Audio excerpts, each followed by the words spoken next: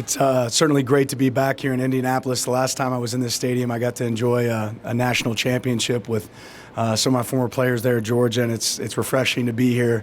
2.5 years from that moment, it's been so rewarding to be a part of our program at Oregon. I'm certainly excited about that.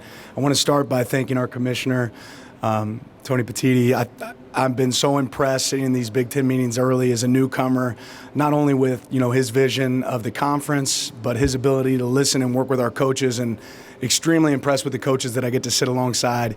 Every one of us is very competitive, but I'll say, what's impressive about that room is how much these guys care about people and how much they care about the game. And their leadership certainly shows up in this conference, and something we're grateful to be a part of. I also want to take some time to thank Craig Bohl and the job that he does with AFCA advocating for our coaches. He's been really instrumental in some of the legislation that's passed that's going to improve our game, and grateful we have a voice there that's listening to us and respects it.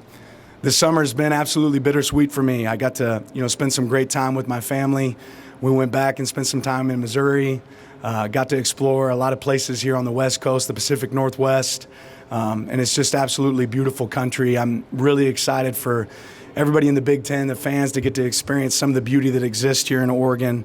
I'm certainly grateful for that time. Our 3 boys right now are back home doing church camp, but my kids are just at that perfect age, 14, 13, 11. I wish I could freeze time. Some of you parents out there know how valuable that is, but I've got a unbelievable home. I got a head coach at home, Sophia, my wife, that's been the absolute, backstop, the root for our family, and made this summer a whole lot of fun for us to spend some time together in fellowship. I think she's ready to send me back to work, so it's good that football season's here. These past 3 days, we just wrapped up a coaches retreat in Central Oregon, another beautiful area. We spent some time going over, future opponents, some summer scouting, and really leaning in on one of the most important traits in our program, which is connection. Focusing in on, the roots of our program, what makes us an elite coaching staff, how we can build our roster, what things are going to be in front of us in our future, and also just an opportunity to fellowship and spend time together. It's a staff that I really enjoy, being a part of. We have some newcomers on our staff. I'm excited to see them grow within our program, but certainly value that time and the beauty of our state over the last few days. But also this summer we experienced, great sorrow. And losing a player that means so much to us, had finished his career here at Oregon. Losing Kyrie in a car accident this summer it hurt. That's one of those things you wake up as a coach and you hope to never see. And I'm feeling for him and his family. I want to give a special thank you to the Minnesota Vikings and the way that they've taken care of Kyrie and his family, and somebody that we certainly want to support. He's a guy that I always tell myself we have to be grateful for the time that we got to spend with Kyrie, because that's something that was really, really tough on our team, and tough to see a guy that had such a bright future, and his life being cut short. This season is a very exciting one for our team. Our players have been working their tails off this summer. And entering this conference, there's some new challenges that are presented. Going through those summer scouting reports, you realize some of these teams that we're going to get to play, and it's really exciting. But I'll tell you, here at Oregon, we chase and attack those challenges. We're excited about the traditions that exist here in the Big Ten.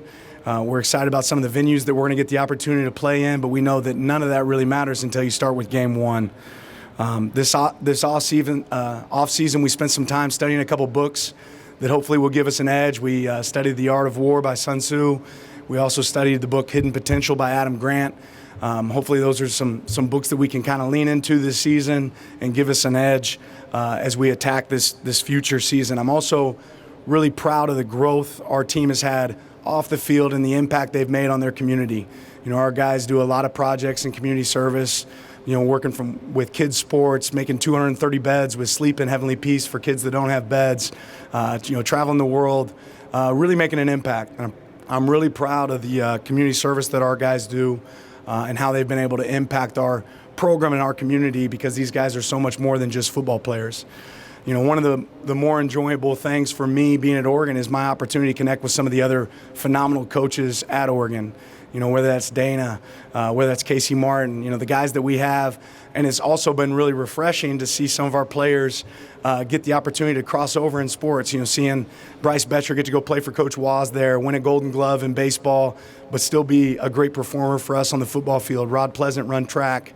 That's been something I really enjoy, and I think sports at Oregon are in a great place, and that's great credit to our leadership, Rob Mullins, and just the alignment from top to bottom. I'm excited today to have 3 phenomenal players here that are here to represent us, and all 3 have worked extremely hard and are certainly deserving. They put themselves in position to be here. I'll start with Dylan Gabriel, our quarterback. He's part of a great family. Garrett and Dory have done an unbelievable job raising this guy. I got the opportunity to recruit him a little bit when I was at Georgia before, and getting to reconnect with him. Obviously he's a legacy. His dad set a lot of records as a quarterback before, and now Dylan gets an opportunity to carry on that legacy. I know wearing the number 8 and representing the number that Marcus wore here at Oregon means a lot to him. What's maybe impressed me the most with Dylan is his ability to connect with people, not just in our program, but outside of our program, whether that's taking an offensive retreat and taking our players to different parts of Oregon to throw the ball around in fellowship, or it's having the managers over to his house to watch a fight or eat a meal. He's really done a great job of connecting quickly. I'm excited about the experience that he brings to the position, and I know that you guys will enjoy getting to visit with him today. Also excited to have one of our greats, one of our best players, Terrence Ferguson here, tight end, a guy that certainly had a decision after the season whether he wanted to return or not, or have the opportunity to go on to the NFL. I have to give a little shout out to Terrence. He just was engaged, so he is a fiance. Certainly excited for him and his future there. The job he has done this offseason, the work that he's put in, the leadership role that he provides for that tight end room, but for our offense and our team, has been amazing. Those of you that haven't got the opportunity to be around Terrence, one of the things that I really love about him is when we go out the practice field and his foot steps inside that white line, he's running. He attacks every day with vigor.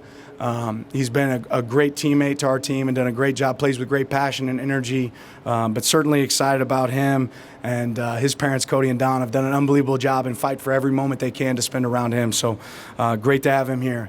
On the defensive side of the ball, we were able to bring Jeff Bassa here, one of our linebackers that's has a little bit of experience with these media days, was able to travel this last year to our media day in Las Vegas. His mom, Giselle, I know is extremely proud of him and the job that he's done. This guy has grown and grown every single year that I've been here into this leadership role to now to the point where we have a coach on the field. If we had to have Jeff call the defense, he could tell you why. He's calling it and what he's doing. He's the kind of guy that can run the drills. If a coach isn't present, he's a true leader. He wants to attack his game. He doesn't want you to tell him all the things he's great at. He wants to be coached.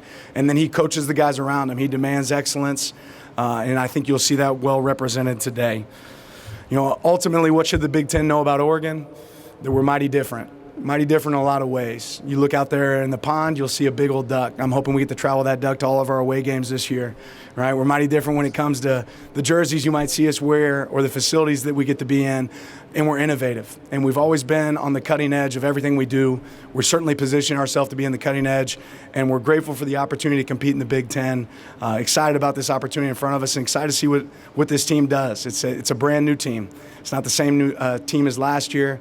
On our team right now, there's 10 players that were on this team when I first got here, so you're talking about a new group. And these guys have completely bought in.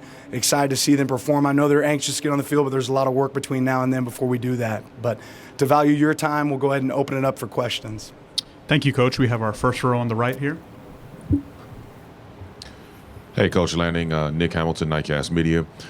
First of all, welcome to the Big Ten. Thank you. I wanted to ask you just about Dylan Gabriel and how you were able to build and cultivate that relationship between you two that will be able ultimately to translate on the field and accomplish the goals that you all are setting out this season.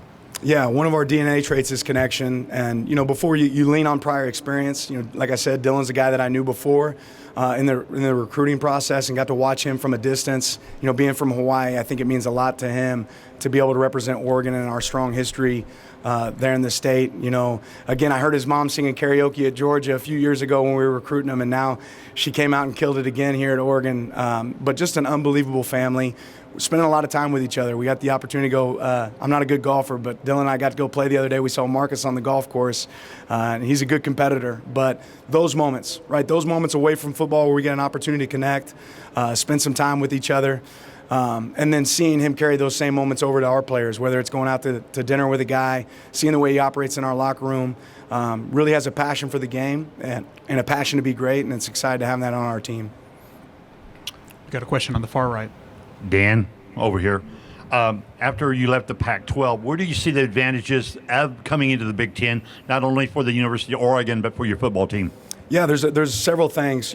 One, just having a clear vision of our future. Obviously this is the premier league in college football, and getting to be a part of that, getting to be a part of some of those story traditions, play some of the teams that are in our future. I'm really excited about going to some venues that we haven't experienced. It also gives us an opportunity. We've always been a team that's recruited nationally, but it's certainly made our footprint stronger here in the Midwest, whether it's states here in this area that we haven't tapped into as much. It gives us the opportunity to recruit those states and give people an opportunity. We've always recruited, East Coast to West Coast, but now having the opportunity to have some of those games played in venues that are close to the players that we're recruiting certainly helps.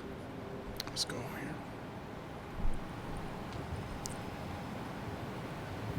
Hey, Coach. Will, LA Football Network. You guys had the tough challenge of replacing Kenny Dillingham last year, but it didn't look so tough with Will Stein coming in. You guys were number 2 in total offense last year. What makes him a shooting star within the coaching ranks, and how is he meshing with Dylan in the spring and summer portions? Yeah, I've been so fortunate to be able to have great coaches on our staff, and Will would tell you that one of the things that makes Will so unique is his ability to work with the guys that he has in that room, and he would tell you each one of those coaches are so valuable to his success. I think he's adaptable. I think that's the most important trait in college football right now for coaches is their ability to adapt to ever-changing rules, ever-changing schemes. I think he's hungry to learn. Has a passion to find information. Doesn't always feel like he has all the answers, but I can tell you Will knows how to solve it. And he has a great group of coaches that he gets to work with every day. He's done a great job with our players. He connects to them. He can meet them at the surface level. As a guy that played the quarterback position, I think that's really important, how that translates to his success on the field, and really excited to see the things that he does for our program this year. Third row on your far right.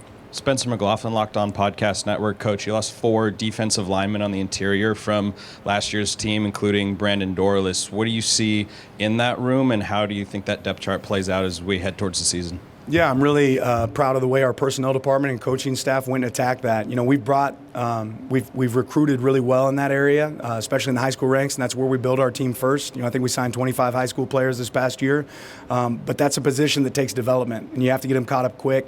We're able to bring in some guys in the portal, and then grow the guys that we have on our roster there that I think will provide us a really strong 2 deep that can compete. Winning football, a lot of people have asked me, what's different about going to the Big Ten? I hear it's more physical. The reality of winning football when you're a team like Oregon in the position you want to put yourself at the end of the year, you got to win in the trenches at the end of the year, not just in the middle of the year, right? And for us to build the team that we want, we know that's really important. That's why we've attacked it so hard. Coach Dan Lanning, thank you so much for your time. Appreciate it. Thank you.